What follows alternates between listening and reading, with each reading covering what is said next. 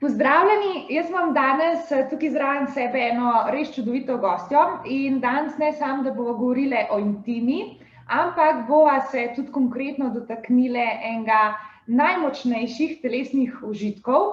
In jaz vem, da meni marsikatera ženska pove ali pa mi je že zaupala, da ji ni težko recimo doseči orgazma med samozadovoljevanjem, je pa grozno težko se toliko sprostiti, da bi lahko orgazem doživela v partnerstvu, v spolnosti. In če je orgazem samo posledica nekih fizioloških procesov, kako to, da se potem v intimi, v neki spolnosti vse to tako spremeni?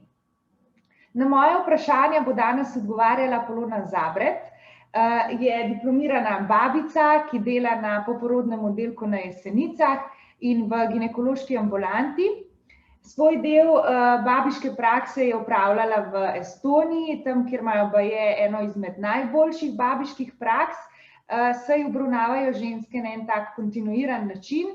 In to je tudi nekaj, kar bi si Polona želela prinesti v ta slovenski sistem, da bi lahko nas ženske spoznala na drugačen način, si vzela malo več časa za nas, pridobila naše zaupanje, ker ima mnenje, da lahko le na tak način zares ponudi tisto pomoč, kot jo ženske potrebujemo. Danes pa vseeno začneva tudi midve s prvim vprašanjem, kaj je sploh intima, in dajmo slišati, kako nam bo ginekologinja in poporodna babica odgovorila na to prvo vprašanje. Ja, živjo. Kaj je intima? Zdaj jaz, ko sem študirala babištvo, sem intimo zelo velikokrat povezovala samo s spolnim odnosom. To je nekaj, kar se dogaja samo v spolnosti. Potem pa sem šla to še malo naprej raziskovati, pa sem ugotovila, da to v bistvu ni res, ne? Da se to dogaja tudi da je lahko pač tudi prijateljski odnos intimen in tako naprej. In se mi zdi, da pač je intima nekaj, kar je v bistvu najglobje v nas, kar je tisto, kar smo mi resnično. In to je nekaj čist najbolj nenavadnega, pa si včasih rečem prav hvala Bogu, da je tako nenavadno, zato ker ne vem, če bi bilo tako vsakdanje, ne vem, če bi nam bilo to nekaj tako še vedno tako všeč, pa da bi to intimo Želela tako raziskovati, ja, pa doživeti v resnici. Super, ja, hvala Polona. Se mi pa zdi, da intima je tudi nekaj, kar vpliva na ta naš najmočnejši telesni užitek oziroma na doživljanje našega orgazma. Kako bi rekla, da je to dvoje povezano? Ja, tule je pa se že malo bolj zakomplicira ta odgovor. Zdaj, sam spolni odnos se v bistvu večinoma dogaja v naših možganih. Jaz bom poimenovala en del tega odgovora dvojni kontrolni model oziroma dvojni kontrolni sistem. Zdaj eni imajo tudi drugo definicijo oziroma poimenovanje za to. In je v naših možganih so v bistvu kot neki pospeševalci pa zaviralci, ki nas privedejo do samega spolnega odnosa. Kako se to zgodi? Naprimer, ko nas partner boža po nogi, to deluje kot pospeševalec in možgani sporočijo našim genitalijam, da aktivirajte se, zdaj se bo pa nekaj začelo, bo pa to spolni odnos.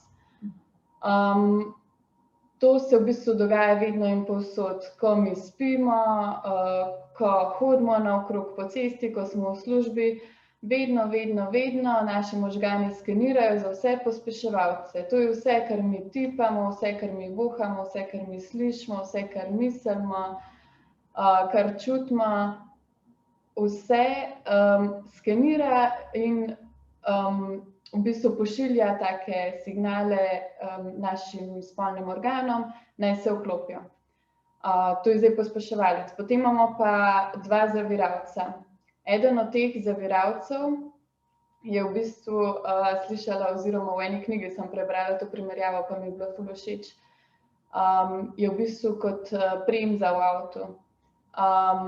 Takoj, ko pač mi spet vohamo, tipamo, to se dogaja vedno in povsod v naši podzavesti, In ko naši možgani nekaj zaznajo, nekaj, kar nas moti, nekaj, kar zavira to našo spolno vzburjenost, v bistvu pošlje našim spolnim organom, stop, zdaj pa nehajte razmišljati o seksu, zaustavite se.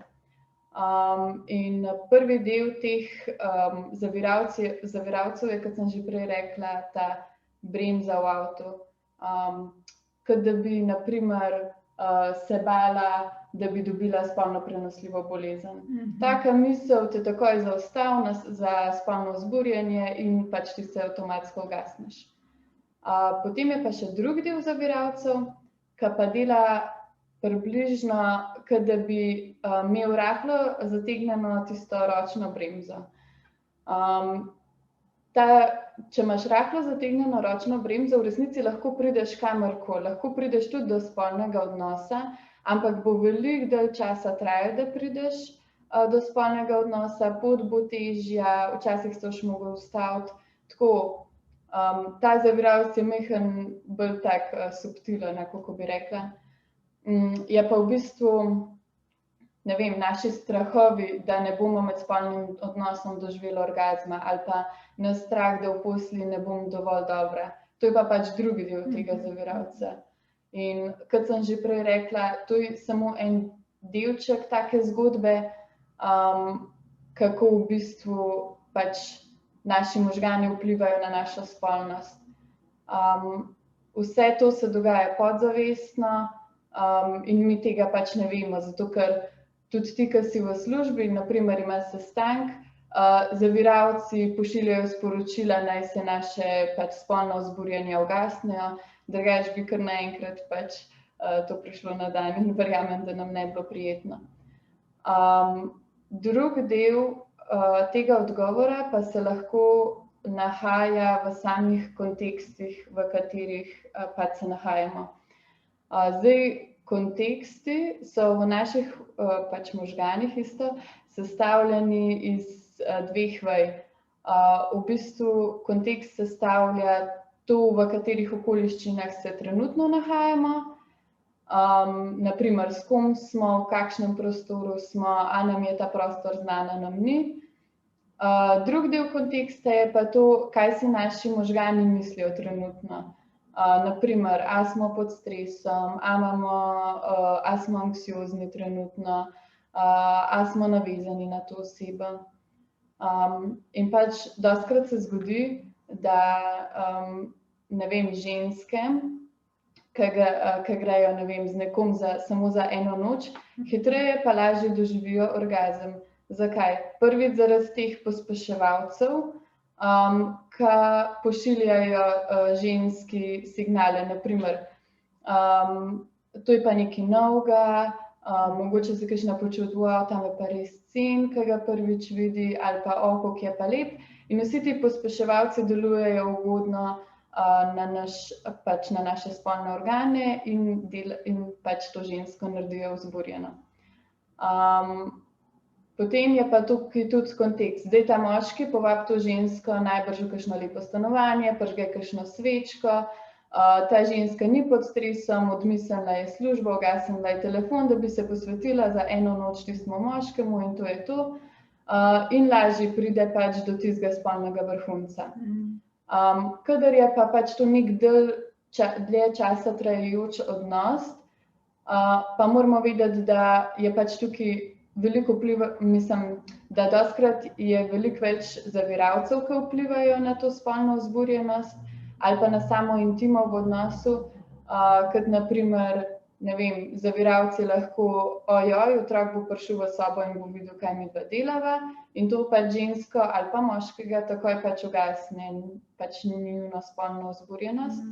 Lahko je pa tudi sam kontekst, ne vem, da se njun odnos, nekako, da se ženska navadi na ta odnos, pa ni več tistega romantičnega vzburjenja, nekako moški se noče ali pa ne zmore toliko potruditi za to žensko, da bi to romantiko še malo polepšal ali pa tako.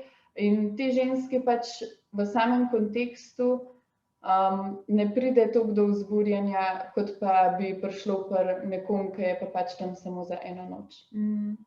Se pravi, se je pomembno zavedati teh naših vzpodbujevalcev in zaviralcev, ali je to nekaj, kar je prav, da prepustimo in da pač naše telo že samo ve, kako odreagirati? Meni se zdi, da je zelo pomembno se zavedati, kaj so predvsem naši spodbujevalci pa zaviralci.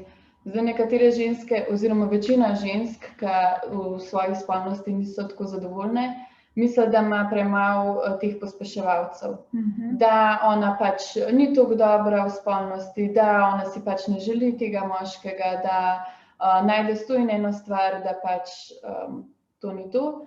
V resnici je pa bolj odgovor v teh zaviralcih, ki preprečujejo, da bi prišlo do te spolnosti. Pospeševalcev je že dovolj. Jaz verjamem, da v vsakem odnosu, predvsem v nekem takem resničnem, intimnem odnosu, moški dovolj naredi nekih pospeševalcev za neko spolno vzburjenost ženske.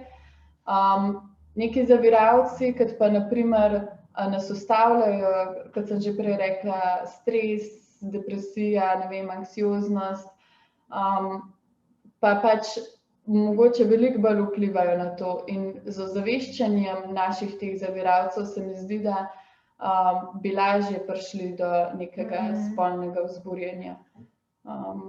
Super, ja, čeprav mogoče tudi včasih v kakšnih zakonih, ki so že, ne vem, 10-15 let skupaj pari, se mi zdi, da potem včasih povejo, da so že toliko enih zavrnitev doživeli z druge strani, ali pa tudi moški velikokrat rečejo, zdaj res, da v kontekstu neke terapije, ampak mi povejo, da so se naveličali dajati spodbude, da nočejo več prositi za seks, da se jim tudi ženske, v bistvu boje stransko, ampak zdaj slišim, da pravzaprav bi lahko veliko naredili s tem, da bi spodbujali, da bi kljub temu dajali neke spodbujevalce, da pravzaprav je partnerstvo tle lahko tudi v tem skozi ta vidik koristno, da lahko partner nekaj doprinese drugi strani, da vzpodbudi to željo. Ja, seveda. Pač to, da se oba pogovarjata o teh pospeševalcih pa zaviralcih, pa mogoče, da oba tudi naredita ta kontekst, v katerem pač želita imeti spolni odnos, ne vem, da se posvetita najprej težavam, ki jih imata v odnosu, potem pa te težave nekako predelata, pa se posvetita samo, ne vem, spolnosti. Se mi zdi, da s tem ozaveščanjem bi pač lažje prišli tudi do nekih globih odnosov na splošno, ne samo do lažje spolnosti. Super, hvala, Polona. Zdaj bi mogoče vprašala, koliko se ti pa na splošno zdi, da ženske sploh, v kakšnem procentu mogoče ženske sploh doživljajo orgazem? Ja, to je zelo... Tako, glede na svoje izkušnje, ne zdaj neko, da je to res dejstvo, ampak kaj bi po svojih izkušnjah rekla? Po mojih izkušnjah bi rekla, da ženske doživljajo orgazme, ne pa redno. Zdaj, tako, kakor se pa spomnim majčkeno iz teh knjig ali pa predavanj, pa se mi zdi, da samo 1/3 žensk doživlja orgazme res redko. A to govorimo med spolnim odnosom ali tudi čisto na splošno? To govorimo čisto na splošno. Ja. Pa tudi zanimivo mi je bilo enkrat, ko je bila neka raziskava žensk, ki so bile stare do 30 let, in 10% teh žensk, seveda, ki je že imelo spolni odnos, sploh ni vedelo, da ali so že doživele orgazem, pač ene so tudi odgovorile, da niso še doživele orgazma. Večina je bilo pa tako, ne vem, a je bilo orgazem, a ni bilo orgazem, mislim tako... Ni bilo tako intenzivno, da bi to sploh prepoznali kot orgazem. Tako, ja, tako. Kaj pa mogoče, Polona, če bi še nekaj spregovorila o tem, koliko je sploh nujno doživljati orgazme, ker velikokrat kakšna ženska reče, pa saj meni to sploh ni tako važno, bolj je pomembno, da se imava midva lepo, da si privoščiva neke skupne trenutke, pa tudi če zdaj jaz ne pridem do orgazma. Medtem ko moški na drugi strani, pa se mi zdi, da je to tako, ne bi rada posploševala, ampak v veliki večini se mi zdi, da to pa je en tak cilj, priti do orgazma. Kako to, da, ali je pomembno sploh, da tudi ženske vztrajamo pri orgazmu, da doživimo to, ali so res neki zdravilni učinki, ki govorijo, da je orgazem lahko zdravilen, ali pa na drugi strani mogoče celo kontraefektiven, za kakšnega moškega, ki reče, da lahko potem po orgazmu, da se toliko trudi, da lahko sam še zaspi. Ja.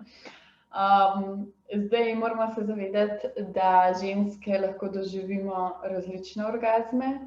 Ne obstaja samo vaginalni orgazem, do katerega v bistvu se mi zdi, da v mislih vseh žensk nekako najbolj težimo k temu, se nam zdi najbolj prav, pristen. Lahko doživimo tudi, klitorisni orgazem, orgazem samo s stimulacijo dojk, orgazem pri analnem seksu, orgazem pri oralnem seksu. Teh orgazmov je milijon, lahko je tudi orgazem samo z mislimi, res, to je noro. In pa tudi moramo se zavedati, da vsak ta orgazem, ki ga ženske doživljamo, ni enak med sabo. To se pravi, vaginalni orgazem pri neki ženski ne bo enak klitorisnim orgazmom pri tej ženski. Zato je mogoče tudi pri nekaterih ta zmeda, a sem sploh že doživela orgazem, kakšen orgazem je bilo, kako pa, da ta orgazem ni bil tako intenziven in tako naprej. Zdaj, res je, da nekako se zdi, da ženske ne doživljajo oziroma težje pridejo do nekega tega vrhunca. Jaz bi rekla mogoče, da je predvsem ta kontekst majčkeno tukaj kriv, pa tudi to zavedanje, da pač ženske toliko težimo k temu orgazmu, da smo kar naenkrat preplavljene samo s tem, samo da bi doživela orgazem, na sam užitek pri spolnosti pa kar naenkrat pozabimo. In to pač nikoli ne bo pripeljalo do samega vrhunca v spolnosti. Toliko na kratko. Hočem še reči, da nekako moški so strokovnjaki, ki so to preučevali, so to delali v preteklosti, so bili ponavadi moški strokovnjaki in to so tudi delali v nekih laboratorijih. In oni so vedno preučevali samo ta vaginalni orgazem. Tudi, na primer, Freud je rekel, da samo vaginalni orgazem je tisti pravi, vse ostalo je kot neka nezrelost v nas. In zaradi tega se mi zdi, da imamo ženske še vedno malo v miselnosti, zdaj pa, če ne bom doživela vaginalnega orgazma, pač to ne bo to ni v redu spolnost. V resnici je pa že sam nek užitek lahko čisto dovolj, da nas zadovolji. In ko bomo mi zadovoljni s tem, se mi zdi, da bo tudi potem prišel vrhunec, pač ta orgazem, h kateremu težimo. A imamo pa, Polona, vse ženske potencial, da dosežemo orgazme tudi samo z mislimi, z očmi, vse te različne oblike orgazmov, ki obstajajo? Ja, vse ženske imamo potencial, res pa je, da se moramo za to res dobro poznati, moramo res dobro pogledati tudi v našo notranjost, v naše doživljanje. In pač ja, ni tako lahko to doseči, potencial za to imamo pa vseeno. Bi mogoče, Polona, kaj takega, kar bi mogoče hotela deliti, da veš, da je kaj takega, kar bi vse ženske mogle vedeti, da bi se mogle v nečemu res poznati, če bi hotela izboljšati našo spolno izkušnjo? Mogoče bi lahko tukaj malo spregovorila o naši anatomiji, ker se mi zdi, da tako ženske se ne poznamo toliko, kakor mislimo, da se poznamo. Zdaj, vem, da, ko sem jaz hodila na faks, so nam tudi rekla, ne dajte pogledati se sama sebe, ali pa reči svojemu partnerju, naj vas pogleda, ne malo opiše in tako.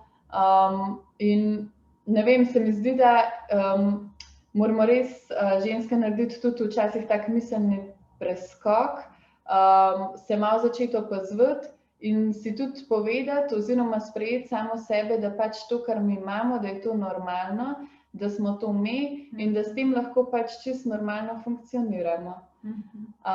Zdaj pa glede o sami anatomiji, moški in ženske nekako smo v resnici narejeni iz istih delov, samo da so malo predrugačeni zaradi same fiziologije, pa tudi za nadaljevanje vrste. Naprimer, tale klitoris je v bistvu zmanjšan penis. Že v zarodku se to zavre s pomočjo nekih hormonov, da ne začne naprej rasti. Zakaj imajo moški pač penis? Tako izgleda, včasih so rekli ženskim genitalijam nekaj, kar se mora sramovati, češ kao, ker je skrito, moški pa to tako naprej nosijo, pa pokažejo.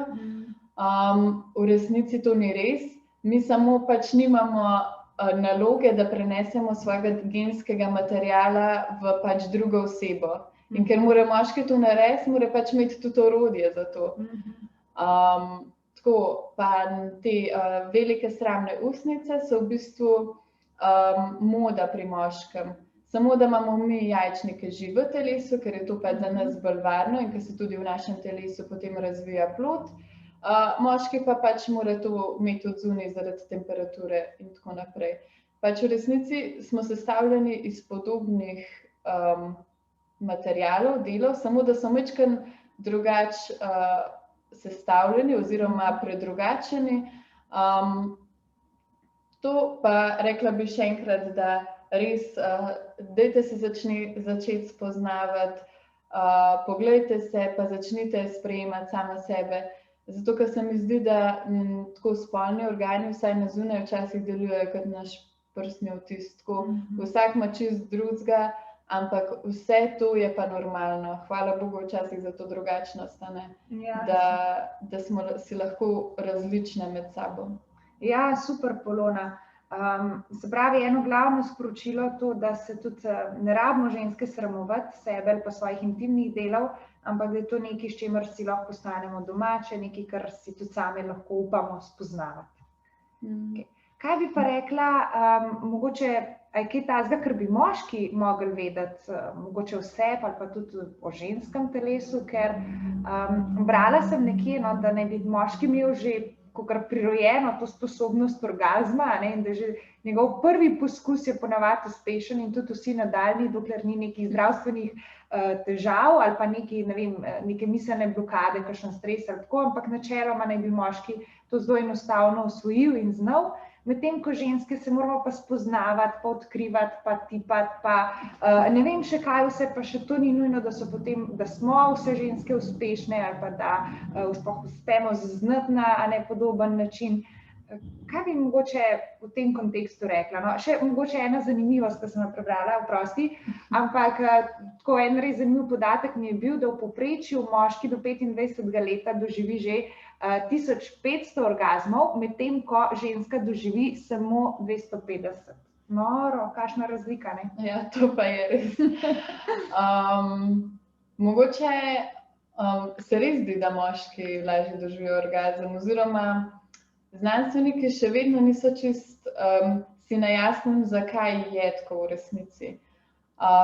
Zdaj jaz bi sama nekako rekla, da imajo moški tudi zaviralce pa pospeševalce in vsi moški se tudi srečujejo na določenem obdobju, v določenem obdobju ali pa v določenem času s kakšnimi težavami v spolnosti. Ni zdaj tako, da pri moških pa to ne obstaja.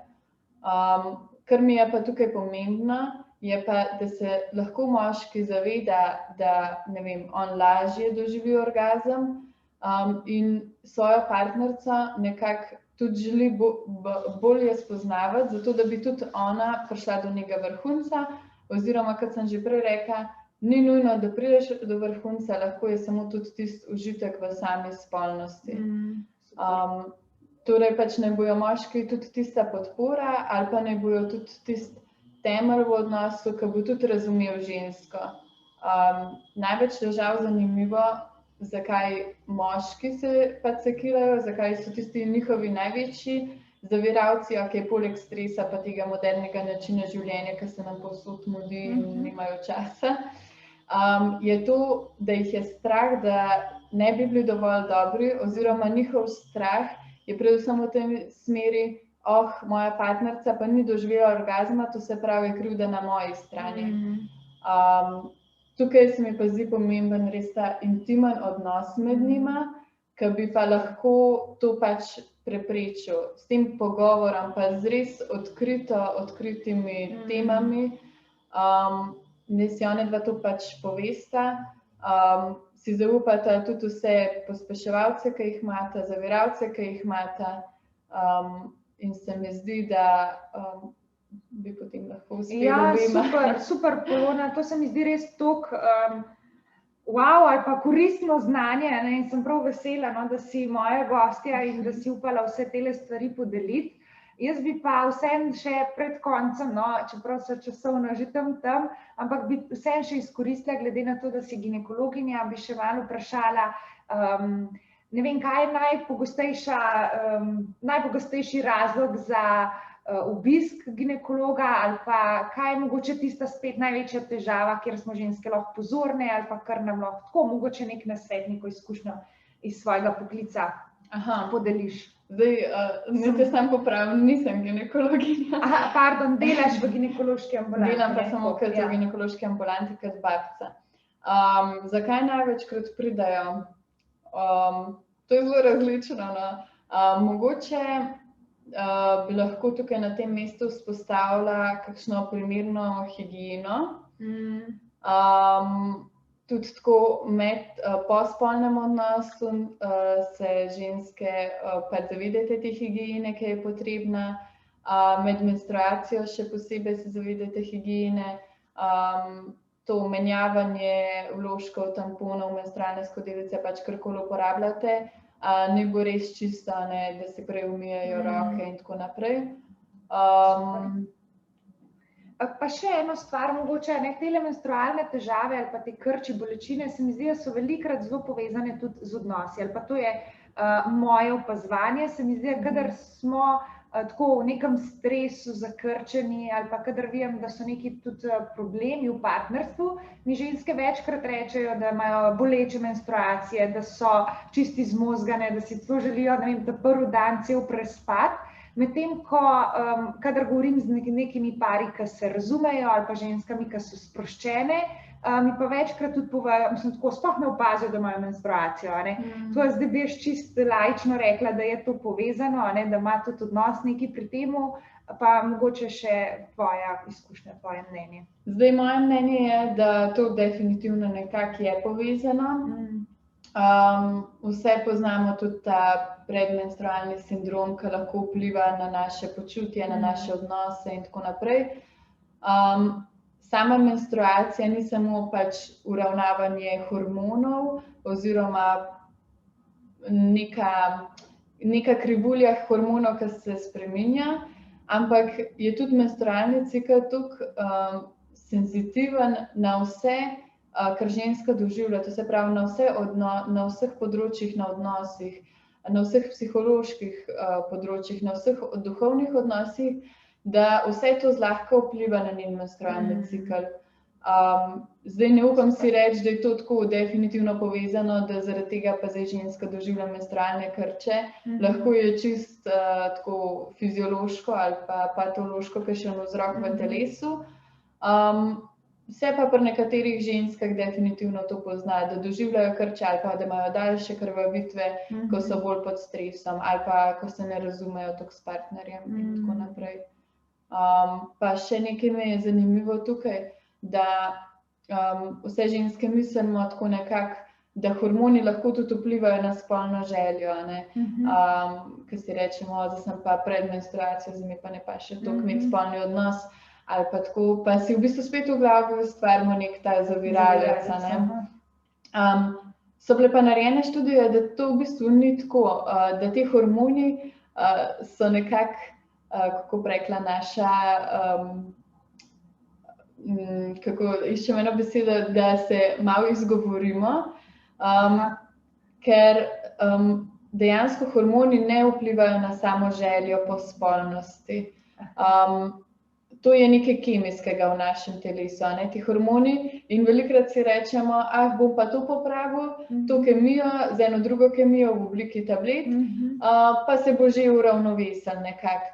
V resnici pa na željo po spolnem odnosu vpliva predvsem to, kar smo že prej našteli. Zaviralci, pospeševalci, ki so pa v vseh odnosih, v okolju, v katerem živimo, pač ko smo depresivni, kakšno navezanost imamo s partnerjem in tako naprej. Tako da ja, začnimo se zavedati predvsem teh stvari, ne pa toliko vse krivde prelagati samo na te hormone. Ja, tole je bilo res izčrpno. Sicer Polona ima še, vem, da veliko znanja, med drugim tudi, da je možno doživeti orgazem celo med porodom, ampak o teh stvarih jaz upam, da jo bom lahko še kdaj povabila, da bo bila pripravljena priti in da bomo kdaj drugič še govorili o takih zanimivostih, kot sem ravnokar omenila. Zaenkrat pa hvala, Polona, in mislim, da je bilo res koristno. Prosim. Adijo. Adijo.